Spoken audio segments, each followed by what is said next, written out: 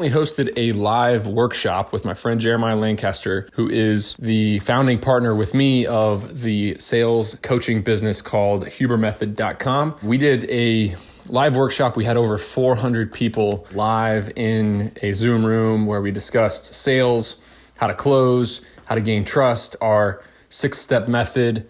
And it was a really great webinar. I hope you enjoy. We're going to play it right here live for you. And if you want to reach out to Jeremiah, go to hubermethod.com. Thanks for listening.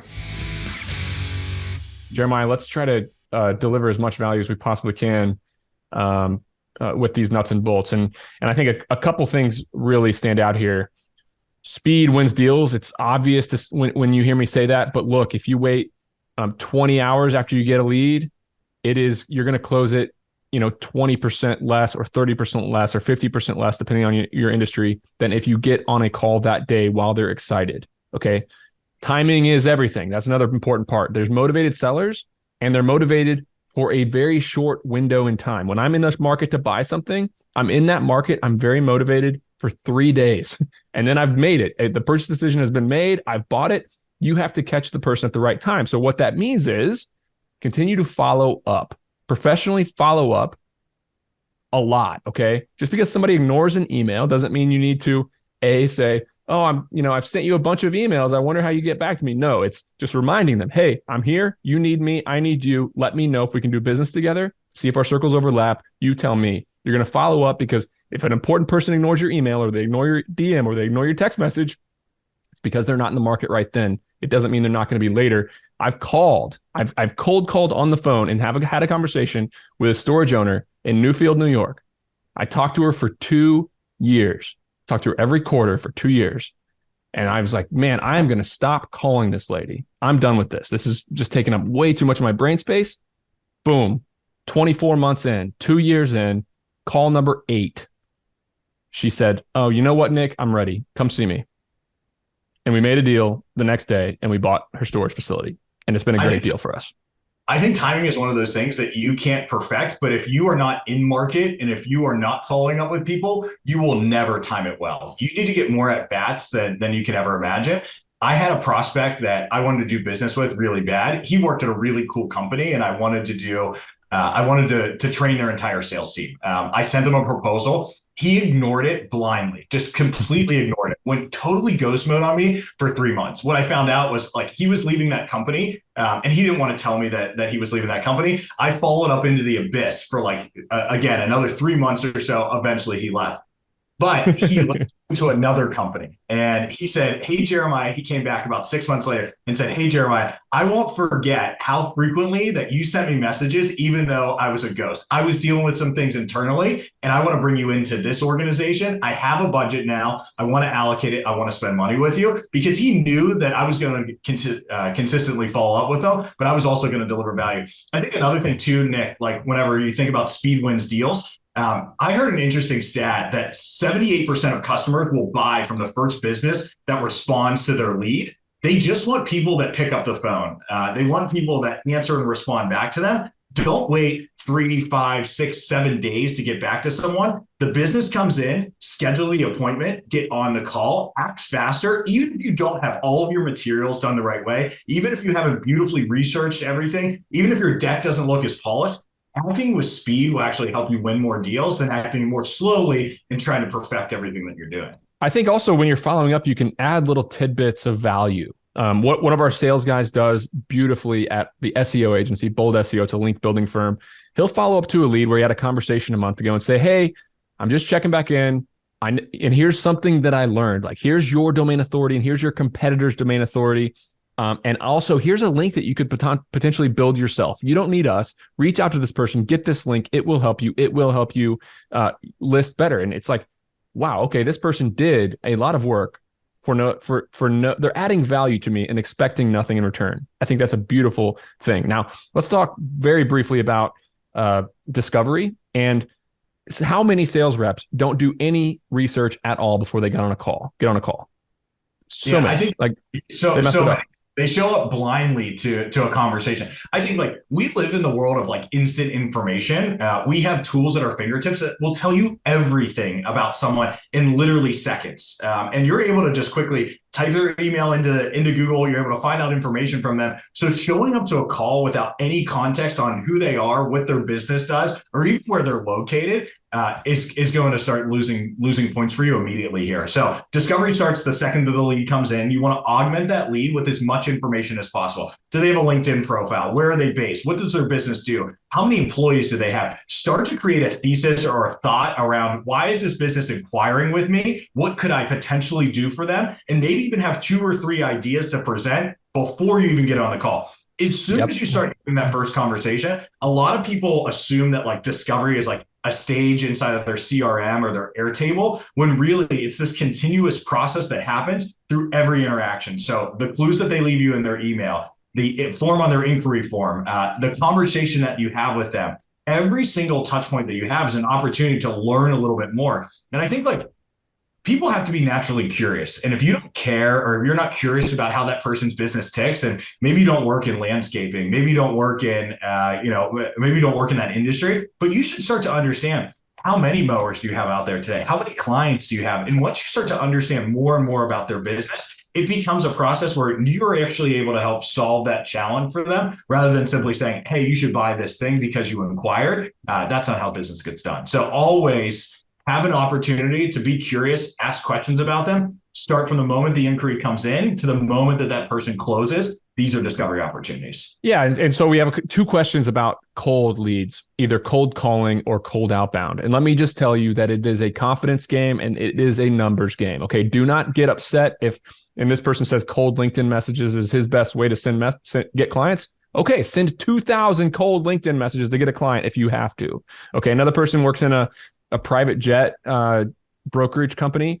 He's like, sometimes I feel annoying because I just keep following up. That's another thing where it's a timing thing. Somebody needs to get somewhere. And if you are top of mind when that happens, you will get a loyal client.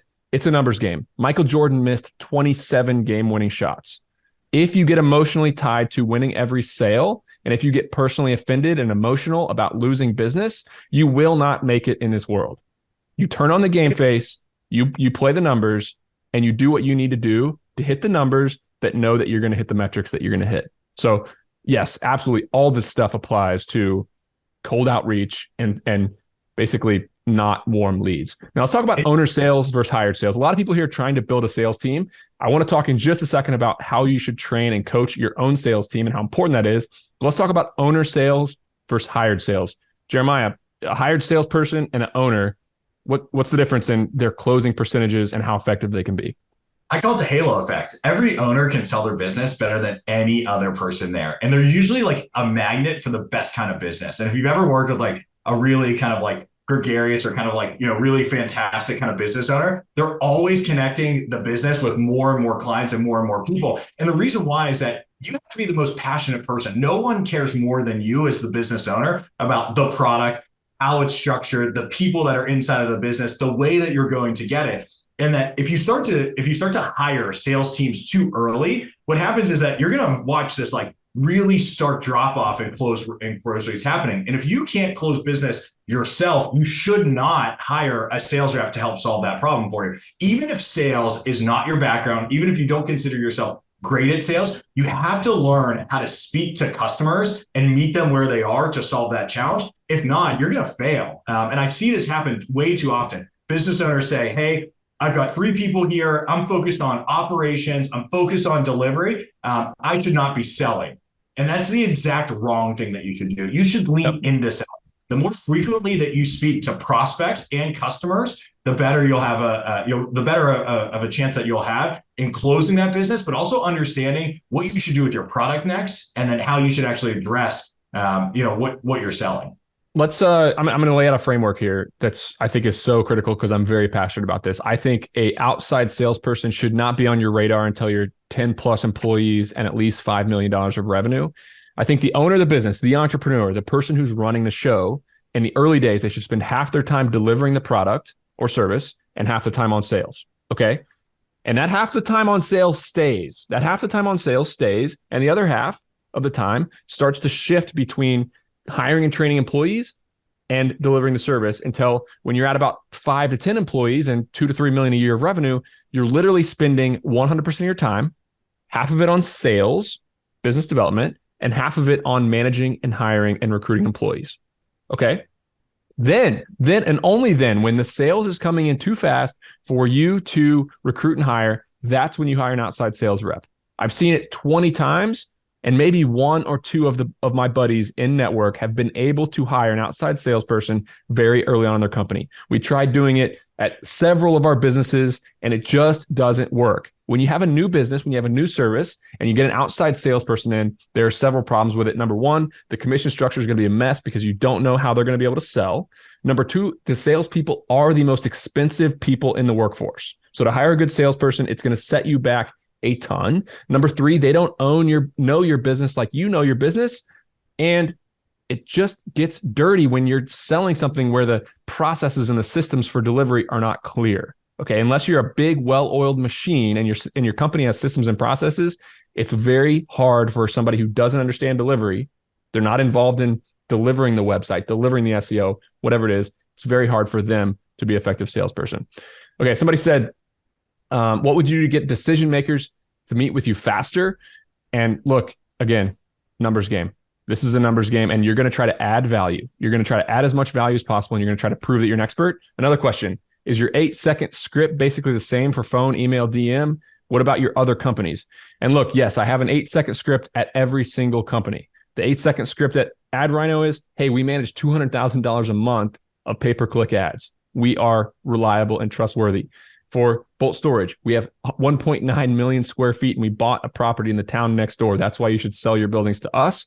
The engineering agency, we've done 1,000 cost segs this year. We're 30% cheaper than the competitors. And we've done everything from a $100K duplex to a $100 million industrial portfolio. That's the paragraph in the cold email, and that's the line on the phone when you're doing sales. So yes, the 8-second rule is prove that you're an expert and prove that you can be trusted and prove that you're a big deal in the first 8 seconds of a call or the first paragraph of the email.